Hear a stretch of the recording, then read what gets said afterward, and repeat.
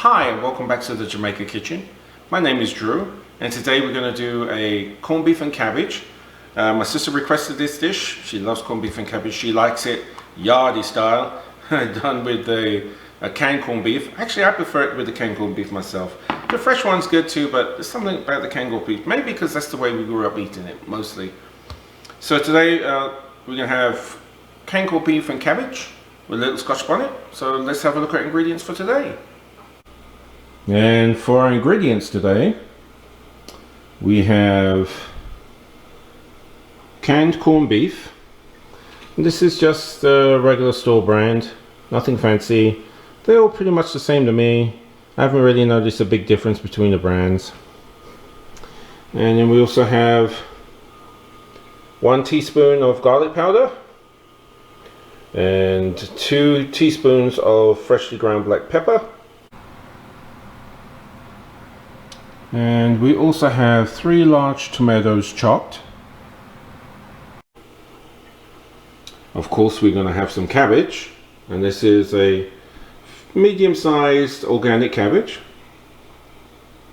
This is 1 very large onion, diced. And we have 1 scotch bonnet chopped, and the scotch bonnet, of course, is totally optional. I just put it in there for a little flavor and a little heat. I did remove the seeds out of that scotch bonnet because they've been pretty hot lately. Alright, so that's our ingredients for today, and let's get started. So as you can see, it's very simple ingredients, just a few of them, and basically we're chopping up the cabbage.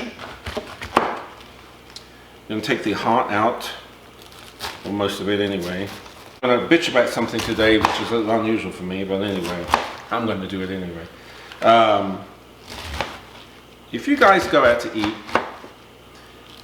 and you sit at a table and have service, please go ahead and tip the people that are serving you. I have seen some crazy stuff as of late and I don't like it. They are human beings too. Treat them like one. They're serving you at your table.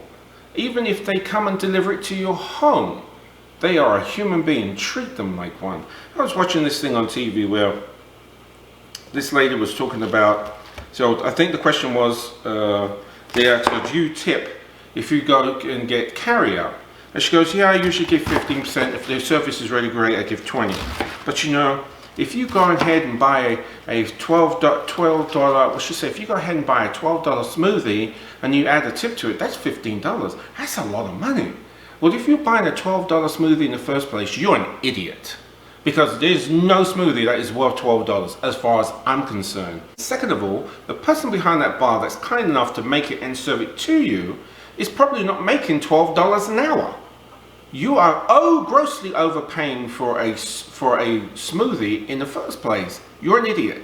Second of all, the person that's serving you did not price that $12 smoothie for you. The company that they work for did. So don't try to short them out of a tip because you feel you're spending too much money on a product in the first place. You were overcharged in the beginning. It's not their fault. That's one. Next grade. If somebody brings you food to your house, delivers it to your front door, what makes you think it's okay to take $35, $40 worth of delivered food and offer the driver a $2 tip? What I've been having is, oh, they're delivering it to my house. They're not serving it to me at the table. Wait a second. Somebody in a restaurant that you feel compelled to pay a tip of 15 to 20% to is walking 10 feet away from a warming window and placing the food on your table. This person who's delivering to your house, you don't even have to leave your house, is packing your food up, putting in their own vehicle, driving in snow, rain, drunk drivers, all kinds of stuff on the road, risking their life, spending their money on their gas, on their tires, on their oil change, on their brakes, and a whole 9 yards to bring it to your front door. And you think it's okay to give them a $2 tip? Come on now. It's 15-20% across the board. I don't care where they're serving you or how they're serving you. But if somebody's bringing something to your house, they deserve a decent tip. Okay, this is not a 10-foot walk from a warming tray. Some people out there got a really crossed up idea on how to treat other people, and it really bugs me. It really bugs me. We're all part of the human race, and if that person is out there serving you food for $2.88 an hour, they deserve a tip. If they're bringing you food to your house and they're still classified as a server, if you're thinking they're getting paid $10, $15 an hour to bring you food, you are wrong. The average is $5 an hour, and they may get $1 extra for gas time. But if they're driving 12-mile round trip, $1 for gas time is nothing, and then you're not tipping them, that means they're losing money on that run. Come on now, people. Treat people decently. If you're going out to eat, go out to eat and tip. If you can't afford to tip, then don't go out to eat. Stay your butt at home and cook your own food. This is a 30-minute meal that probably going to cost around about $8, $9. Come on. I hate hearing these stories. They're horrible. Anyway, there we go. So that's it. We just got, 2-inch chunks. It'll cook down and break down inside the pot. We're going to go ahead and throw this stuff in the Dutch pot, cook it all down, throw our meat in, we'll be good to go. Really quick, easy meal. And it's not something I do that often because, well, corned beef is not the healthiest food to eat. And I've been told I need to watch what I'm eating, so that's how we cut our cabbage. Yeah, I'm all riled up now. And we gotta get my pot. So we're gonna go ahead and sweat down these onions with this Scotch bonnet for a few minutes. Get them nice and translucent. And then we'll go ahead and add our cabbage and our garlic powder. And we don't usually put too much salt in this. I would typically salt for taste, but it depends on your corned beef. Some corned beefs are salty and saltier than another, so sometimes you may have to add salt, sometimes you don't. So this adding salt is something we would do at the end of the cooking process.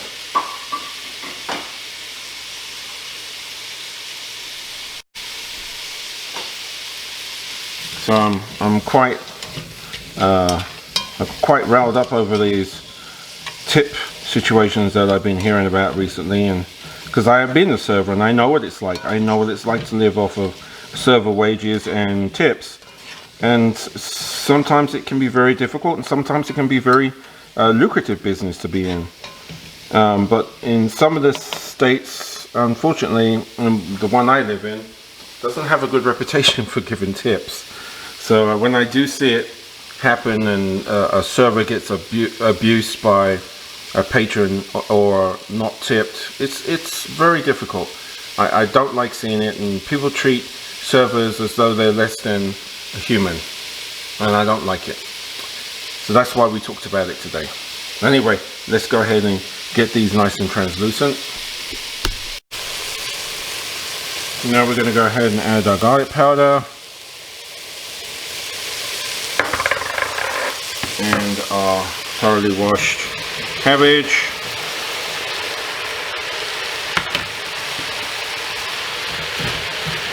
And I'm basically just going to sit the lid on this,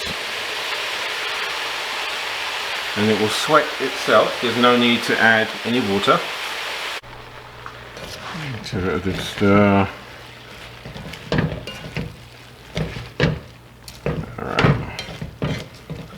Now we're going to go ahead and cover this up and just let it sweat for about 15 minutes. Okay, at this point we're going to go through ahead and put our tomatoes in. We're at about the 15-minute mark. Cabbage is pretty tender, but not there yet. And you could use canned tomatoes too, it works just as well. But today I used these 3 large tomatoes that I had sitting there. They were on the side of very ripe, so it was time to either cook them or eat them, one of the two. Alright. Give that another 10 minutes.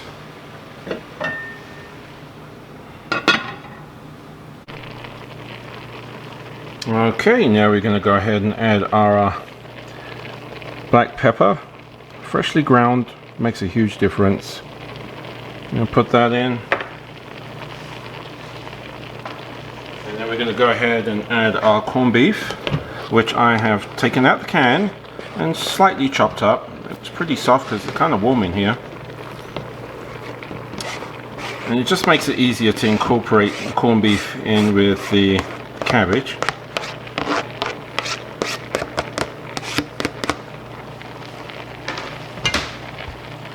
And we're going to give it a good stir.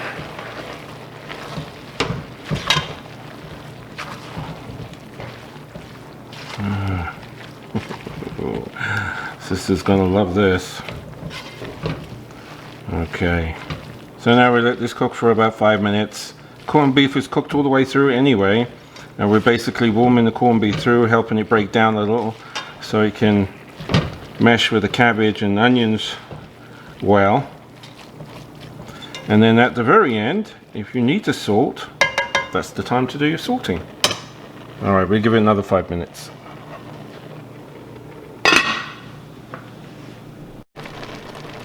This is another delicious plate here in the Jamaica kitchen. This is corned beef and cabbage over a bed of rice. Really simple: corned beef, cabbage, some onions, tomatoes. As I said, you can use canned tomatoes too. Beautiful, quick, easy meal. Why go out and eat? I mean, you can make this in 30 minutes at home. Go ahead and leave in the comments below how you feel about tipping, what you think a good tip is. And I hope you try this recipe for yourselves and let me know how you feel about it and what did you add to make it your own. Thanks for joining me again today. You guys have a blessed day. That's how man for feed man belly.